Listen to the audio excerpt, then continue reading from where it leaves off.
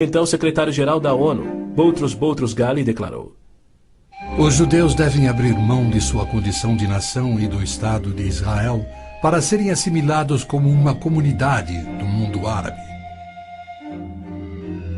O Domo da Rocha, no cume do Monte Moriá, está situado no coração de Jerusalém.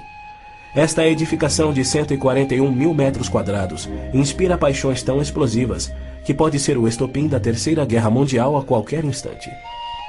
Foi ali que Abraão obedientemente construiu um altar e colocou sobre ele o seu filho Isaque, disposto a oferecê-lo como sacrifício a Deus. Mas Deus o impediu e proveu um carneiro para substituir a Isaque. 900 anos mais tarde, há cerca de 3.000 anos, o rei Davi comprou aquele terreno santo de Araúna, o Jebuseu, para poder edificar ali um altar a seu Deus. E foi ali que Salomão construiu o primeiro templo. Do templo judeu, destruído por 2 vezes, não resta nada. Em seu lugar se ergue o Domo da Rocha, um imenso monumento ao deus islâmico da lua, o antissemita Alá.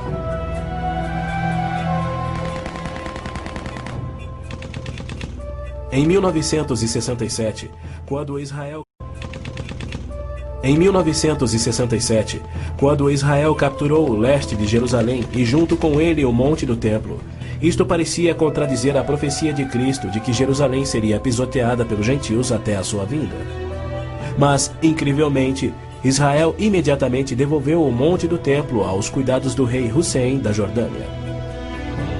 Este, por sua vez, o confiou a Yasser Arafat e a sua OLP em 1994. Assim, o coração de Jerusalém está nas mãos de gentios e as nações dos gentios de todo o mundo exigem o controle.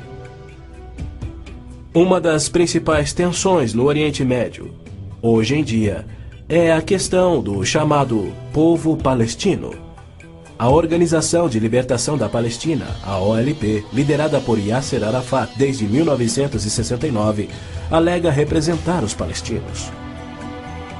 A OLP declara: nosso conflito com o inimigo sionista não surge em função da demarcação de suas fronteiras, mas sim da própria existência de Israel. A OLP, como todos devem saber, é uma organização islâmica de terrorismo. Ela treinou as gangues de assassinos de Idi Amin, que mataram 300 mil cristãos negros em Uganda. Na verdade, a maioria das organizações terroristas em todo o mundo foram treinadas pela OLP. Arafat cometeu seu primeiro assassinato aos 20 anos. Sob sua liderança, a OLP se tornou a maior, a mais rica, a mais violenta e a mais sangrenta das organizações terroristas já conhecidas. Em 1970, a OLP tinha 55 bases na Jordânia, e seu terrorismo contínuo contra os civis jordanianos era tão maligno que o rei Hussein a atacou com suas tropas de beduínos, e após semanas de sangrentas batalhas, expulsou a OLP para o Líbano. Ali, a OLP aniquilou as cidades cristãs de Damur, Beit Malá, Tal Abbas e outras. A mídia fez vistas grossas ao seu reinado de terror no Líbano. A imprensa internacional foi ameaçada e se manteve em silêncio. Os que ousaram divulgar a verdade tiveram mortes brutais. Larry Buckman e Sean Turan, da TV ABC, Mark Trion, da rádio belga Livre, Robert Pfeffer, da revista Der Spiegel, e outros. Cerca de 300 mil civis libaneses foram mortos e mais de 100 mil das jovens sobreviventes foram engravidadas por estupros da OLP antes que Israel a expulsasse. Porém, novamente, Israel foi censurado. Ladies and gentlemen, Mr. Arafat, Chairman of the Executive Council of the Palestine Liberation Organization, His Excellency Yitzhak Rabin, Prime Minister of Israel, the President of the United States. Quaisquer tratados de paz com a OLP têm como propósito único enganar Israel. O modelo que os muçulmanos seguem hoje foi dado por Maomé. Em 628, ele firmou um tratado de paz de 10 anos com sua tribo Quraysh, em Meca. 2 anos mais tarde, ele atacou Meca, matando os homens e escravizando as mulheres e crianças. Arafat declarou publicamente: em nome de Alá, Eu não considero o acordo de paz entre a OLP e Israel mais do que o acordo assinado entre nosso profeta Maomé e a tribo Quraysh.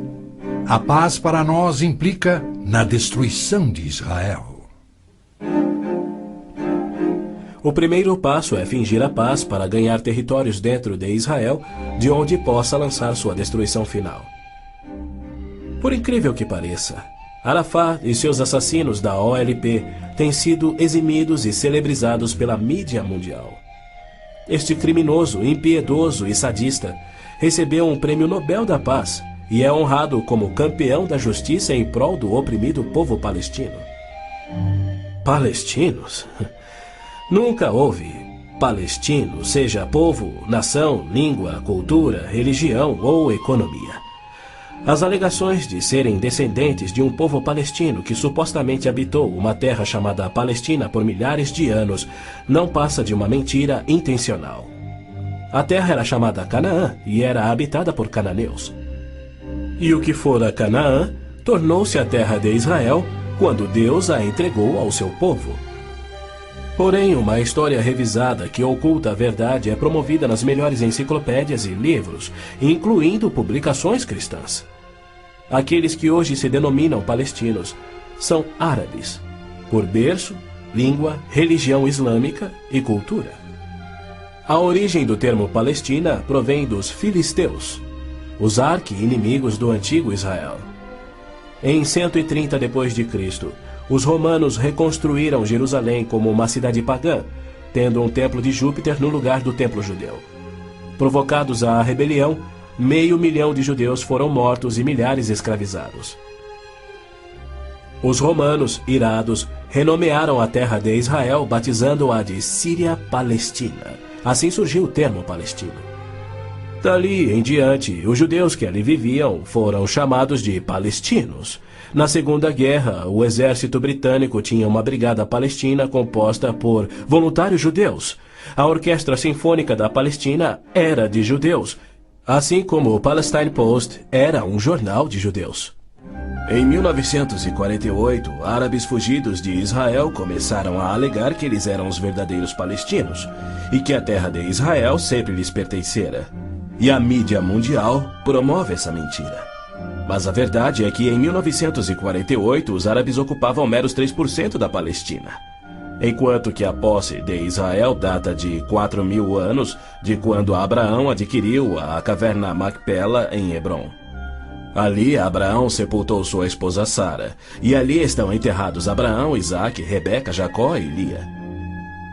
Em Hebrom, Davi foi coroado rei.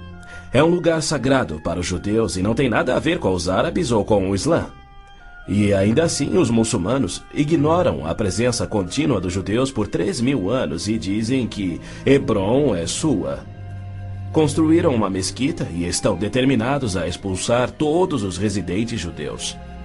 Há meio século, o mundo convive com o problema de centenas de milhares dos autodenominados refugiados palestinos da guerra pela independência em 1948. Em mais uma mentira típica, a mídia internacional acusa os judeus de impiedosamente desalojarem a população nativa. Mas, na verdade, foi o alto comando árabe que os instruiu por rádio a deixar rapidamente a Palestina enquanto eles massacrariam os judeus. Uns 350 mil fugiram. Muitos ficaram. Os que ficaram hoje são cidadãos israelenses e atualmente compõem uns 16% do eleitorado de Israel. A Jordânia anexou o território palestino designado pela ONU, expeliu todos os judeus, destruiu as sinagogas judaicas e renomeou de margem ocidental as terras conhecidas por Judeia e Samaria desde os tempos bíblicos. Apesar dos milhões de dólares em jazidas de petróleo e uma área terrestre 700 vezes maior do que a de Israel, as nações árabes se recusam a aceitar quaisquer refugiados de 48 e a dar-lhes vida normal. Somando milhões devido à sua alta taxa de natalidade, hoje eles são restritos a vergonhosos acampamentos de refugiados em Gaza, Jordânia, Líbano, Síria e na margem ocidental. Estes infelizes são mantidos assim para que seu infortúnio seja exibido como propaganda. Por outro lado, O recém-formado Estado de Israel, cuja população somava 600 mil, absorveu rapidamente 820 mil refugiados judeus que fugiam das terras árabes, onde por 13 séculos, desde o advento do islamismo, eram sujeitados a surras e cusparadas nas ruas e mercados. Centenas foram brutalizados ou mortos pelos muçulmanos em surtos imprevisíveis de violência e tiveram suas posses confiscadas. O renascer de Israel propiciou um refúgio acolhedor para o qual fugiram.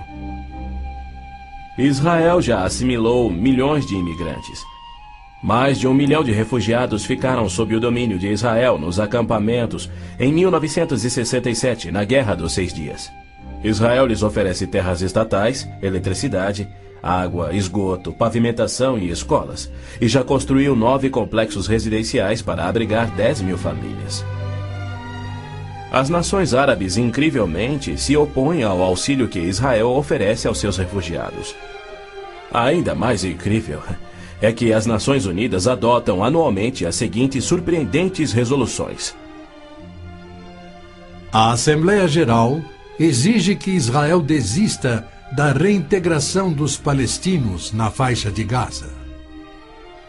A Assembleia Geral conclama novamente a Israel para que se retraia de quaisquer ações destinadas à reintegração dos refugiados palestinos. Se formos analisar a história, Jerusalém sempre foi a capital de Israel e seus reis.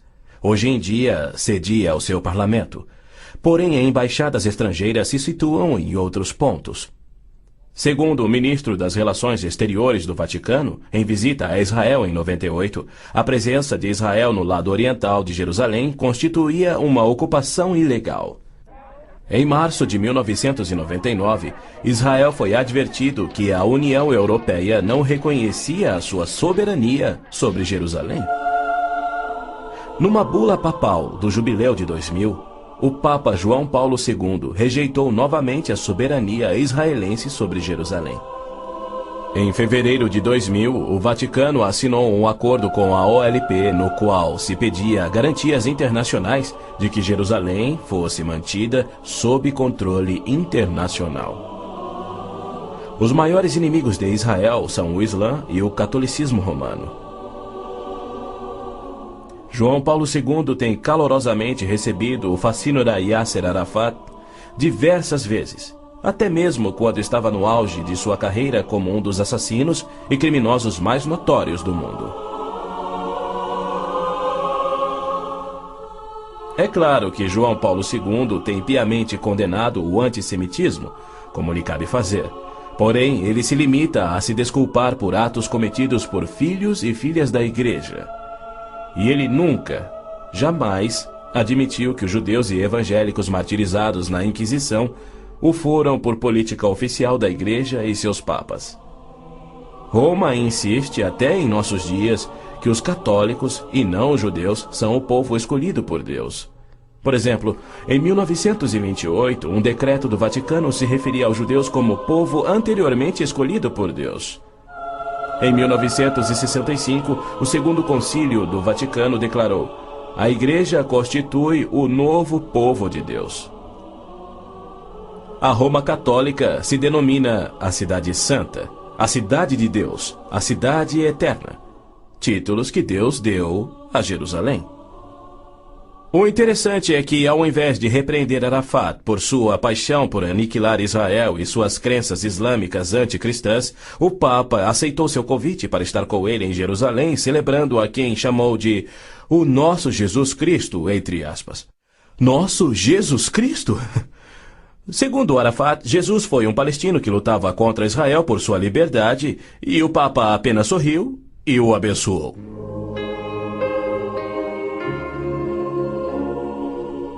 Os judeus culpam a Cristo e aos cristãos pelo antissemitismo do catolicismo romano. Mas o catolicismo, com seu falso evangelho de obras, sacramentos, purgatório e indulgências, não representa o cristianismo bíblico. Nenhum cristão verdadeiro poderia ser antissemita. Jesus foi um judeu.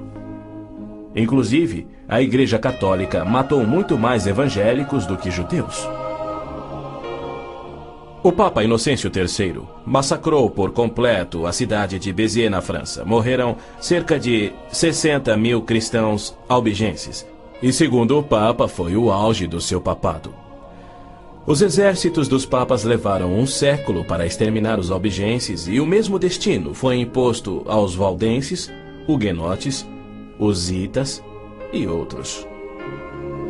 No massacre de São Bartolomeu foram chacinados 70 mil huguenotes, mais 200 mil foram mortos depois e 500 mil fugiram da França para salvar a vida.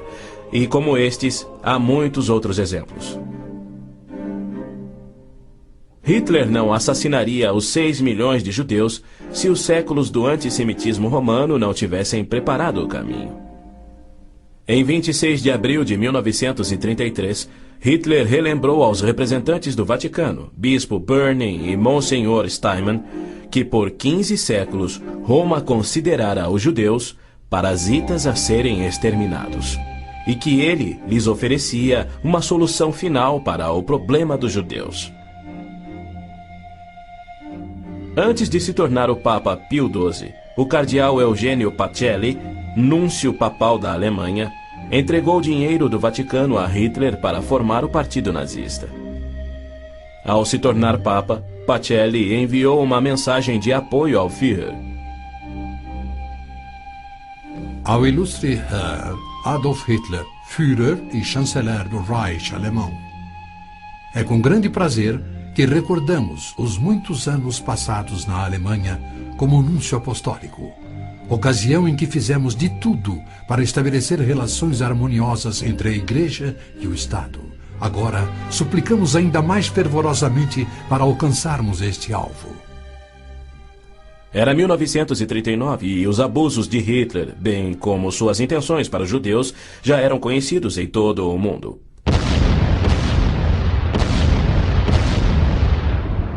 Foi em janeiro daquele ano que Hitler declarou que a guerra resultaria na, abre aspas, exterminação da raça judaica, fecha aspas. Die Völker noch einmal in einen Weltkrieg zu stürzen, dann wird das Ergebnis nicht der Sieg des Judentums sein, sondern die Vernichtung der jüdischen Rasse in Europa. Após 4 anos, em 22 de junho de 1943, enquanto pairava a fumaça de judeus incinerados nos céus da Europa, o Papa Pio XII, em contraposição à promessa de Deus, escreveu ao presidente Roosevelt tentando dissuadi-lo de tornar a Palestina em terra judia. Não existe precedente histórico para justificar o regresso de um povo a uma terra deixada 19 séculos antes. Se os hebreus desejam um lar, não seria muito difícil encontrar um território que lhes sirva melhor que a Palestina. Com o aumento da população judaica naquela região, graves novos problemas surgiriam. Sem precedente histórico, Deus o havia prometido.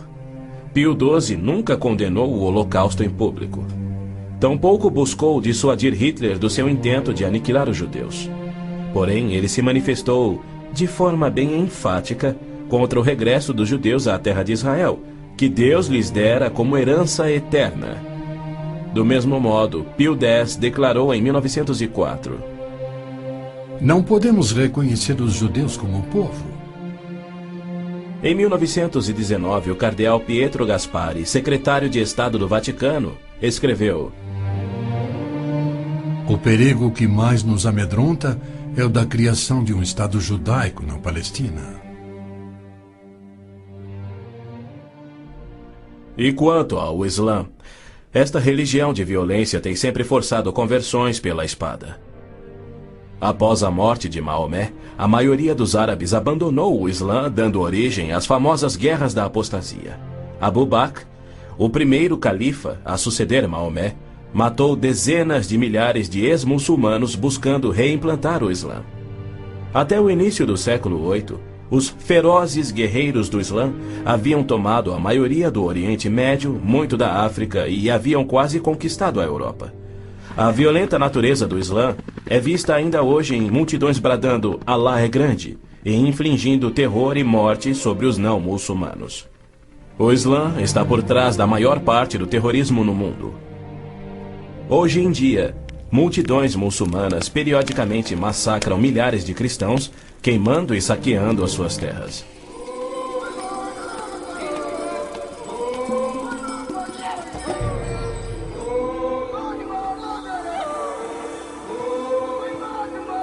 No sul do Sudão, milhões de cristãos negros estão sendo privados de alimento, escravizados e até mortos pelo governo islâmico do norte. É verdade que os judeus foram mortos durante as cruzadas, mas isso foi contra o ensinamento de Cristo e seu divino exemplo. Já os terroristas muçulmanos matam como forma de obediência a Alá, em obediência ao Corão e ao ensino e exemplo de Maomé.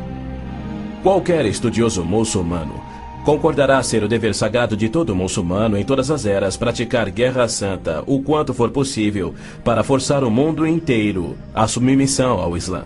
O Corão mantém mais de 100 versículos sobre lutar e matar neste propósito.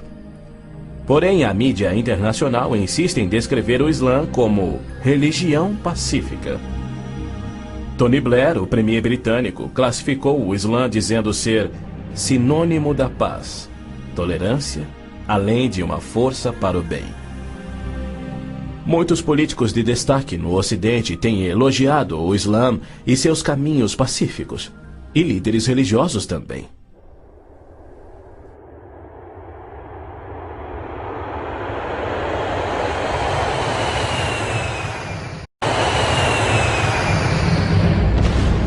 Os inusitados atos de guerra praticados por terroristas contra os Estados Unidos em setembro de 2001 resultaram em declarações de políticos que diziam ser necessário distinguir entre terrorismo causado por grupos extremistas, fanáticos, e a religião islâmica em si, que é pacífica.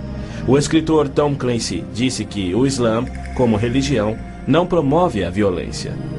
Uma declaração incrível frente aos ensinos contidos no Corão, os de Maomé, e a violência contínua que historicamente caracteriza o avanço do Islã.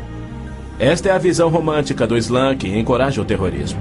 Para esses criminosos, Arafat é a prova viva das recompensas conferidas aos que aspiram ao terrorismo. Ele é o mais vil e bem-sucedido terrorista da história. A OLP detinha o recorde do maior sequestro aéreo, 4 aeronaves numa única operação, apenas igualado em 2001. O maior número de reféns, 300 pessoas na mesma operação e outros recordes que se mantêm até hoje. O número de pessoas baleadas num aeroporto, o maior resgate pago, $5 milhões pagos pela Lufthansa.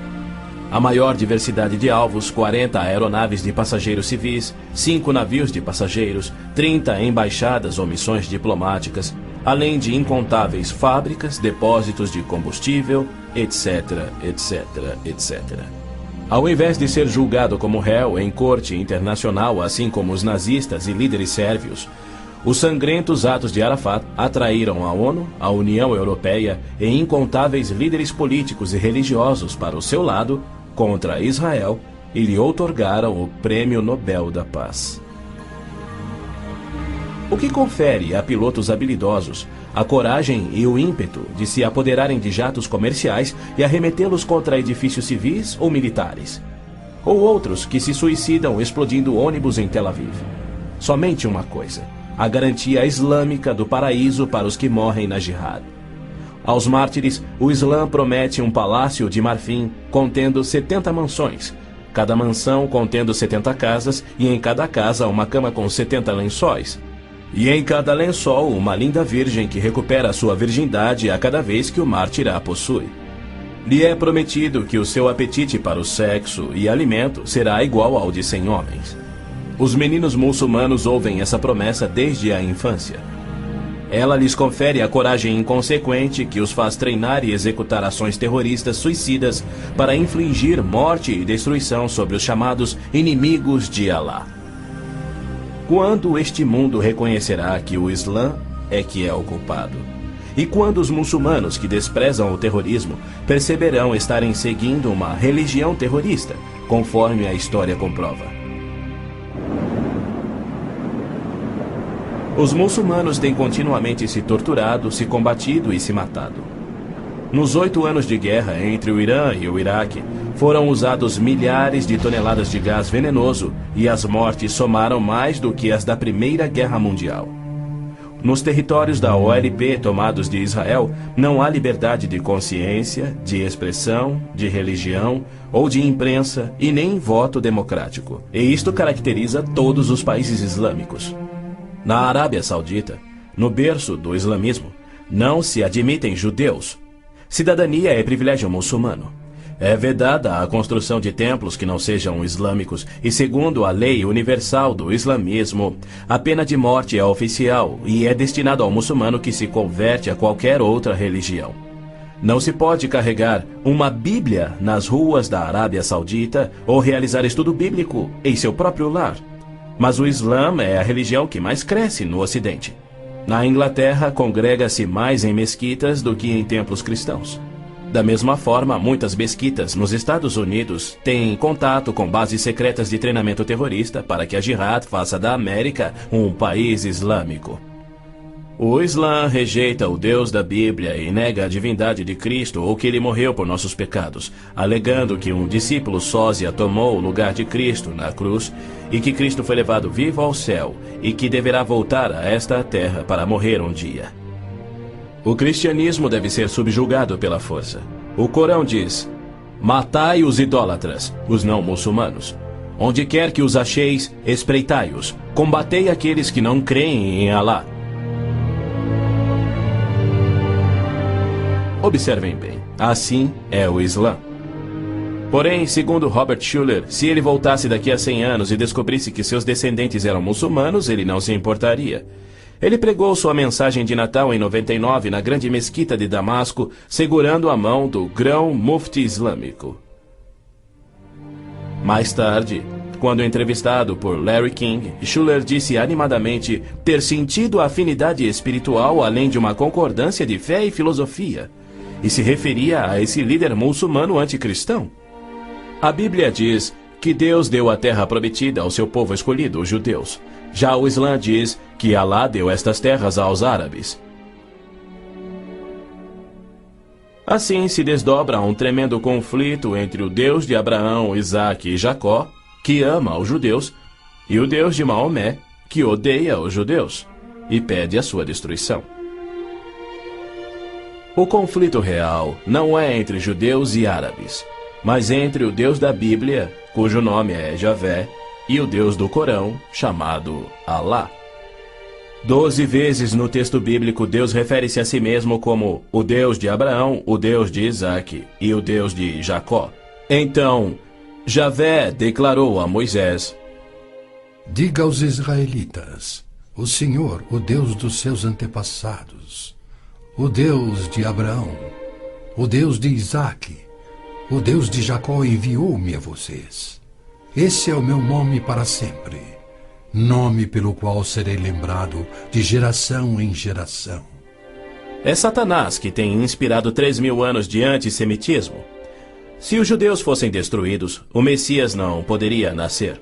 Mesmo após a vinda de Cristo, se Satanás destruísse os judeus, Javé seria um mentiroso, incapaz de cumprir sua promessa de restaurar a terra a Israel para que dali Cristo reinasse no trono de Davi na sua segunda vinda. A integridade de Deus tem a ver com a sobrevivência de Israel. Embora não conste uma única vez no Corão, há mais de 800 menções de Jerusalém na Bíblia. Dela é dito repetidas vezes ser o local em que Javé, o Deus da Bíblia, estabeleceu o seu nome para sempre.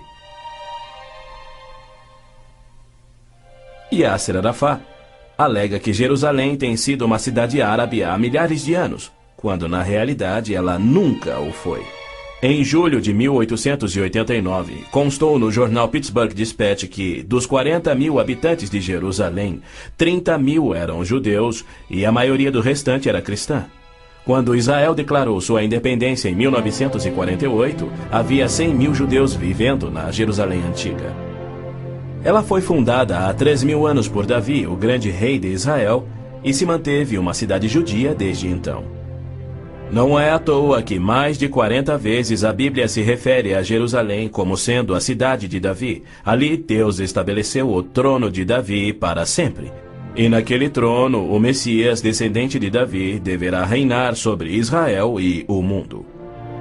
O Senhor Deus lhe dará ao Messias o trono de seu pai Davi, e ele reinará para sempre sobre o povo de Jacó. Jerusalém é um cálice de tontear porque líderes mundiais rejeitam o Deus bíblico e seu plano de paz para Jerusalém e o mundo. A insistência do Vaticano e da ONU de que Jerusalém deve ser uma cidade internacional e dos muçulmanos que dizem que ela lhes pertence constituem desafios ao Deus de Abraão, Isaque e Jacó, assim como a paixão muçulmana pela destruição de Israel. As nações muçulmanas estão se armando com mísseis capazes de portar ogivas químicas e biológicas, além de nucleares. Certamente não são armas de defesa. Todo mundo sabe que tem um propósito único: chover morte e destruição sobre Israel. A Síria já fabricou milhares de ogivas químicas, tem vastos estoques de armas biológicas e triplicou seu poderio militar e aéreo desde a Guerra de Yom Kippur em 1973. Israel também tem armas nucleares, atualmente posicionadas em modernos submarinos, e certamente não seria vencido sem utilizá-los. Era a isto que Cristo se referia quando, numa surpreendente profecia que antevia os armamentos modernos, ele alertou sobre uma destruição tão incrível que, se ele não intervisse para interrompê-la, não restaria vida na Terra. E se aqueles dias não fossem abreviados, ninguém sobreviveria. Ninguém sobreviveria. O Armagedon é tema frequente nas profecias bíblicas. A Bíblia descreve com clareza os eventos que anteciparão o Armagedon. Milhões de judeus já voltaram a Israel depois de serem espalhados entre as nações. Eles reconstruíram Israel a partir do nada e sentem-se seguros com uma falsa paz.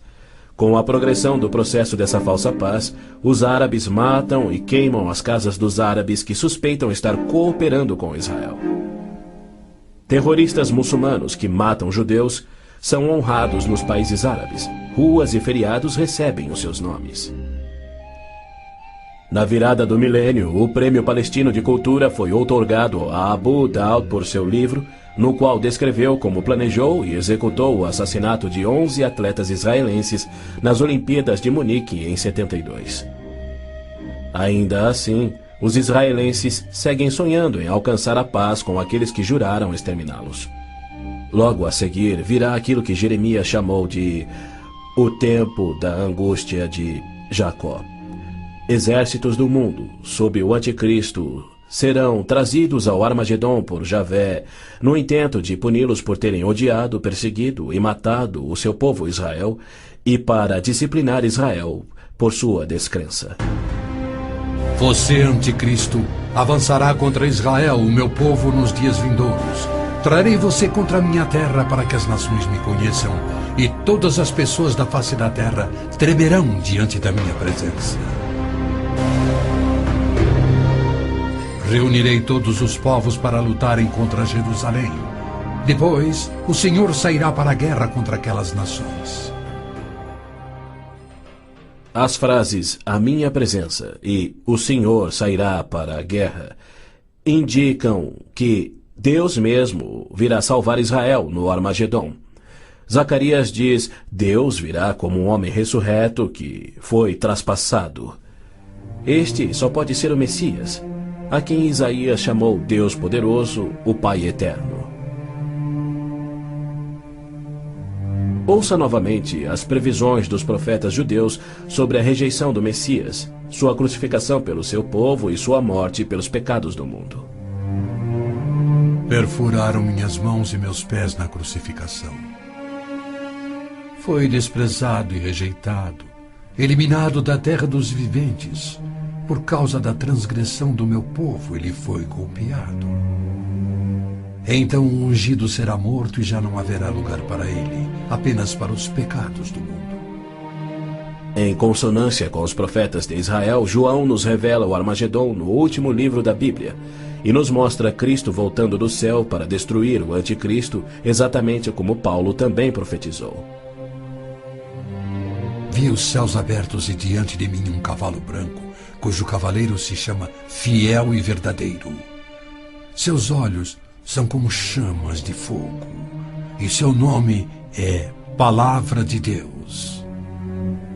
Então vi a besta, o anticristo, os reis da terra e os seus exércitos, reunidos para guerrearem contra aquele que está montado no cavalo e contra o seu exército. Mas a besta foi presa, e com ela o falso profeta. Os dois foram lançados vivos no lago de fogo.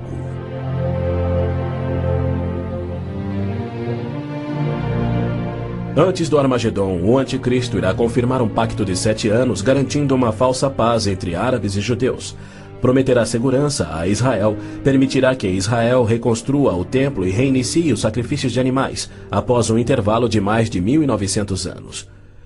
O anticristo quebrará seu pacto, cessará os sacrifícios, colocará a sua imagem no templo, declarando ser Deus e exigindo ser adorado. Os que se recusarem morrerão. Com muitos ele fará uma aliança que durará uma semana. No meio da semana ele dará fim ao sacrifício e à oferta. Então será revelado o homem do pecado, chegando até a assentar-se no santuário de Deus, proclamando que ele mesmo é Deus. Foi-lhe dado poder para fazer que fossem mortos todos os que se recusassem a adorar a imagem. A que semana Gabriel se referia? Quando isso acontecerá? Ele disse a Daniel que após 70 semanas ou 490 anos, toda a profecia se cumpriria, Israel seria restaurado e jamais voltaria a desonrar a Deus. No final das primeiras 69 semanas de anos, ou seja, 483 anos, o Messias viria e seria morto. O tempo seria contado a partir da data em que o rei da Babilônia concedeu a autorização para a reconstrução de Jerusalém. A partir da promulgação do decreto que manda restaurar e reconstruir Jerusalém, até que o ungido, o líder, venha, haverá 7 semanas e 62 semanas. Neemias diz ter recebido autorização para a reconstrução de Jerusalém no mês de Nissan do 20º ano do rei Artaxerxes, ou seja, em 445 a.C.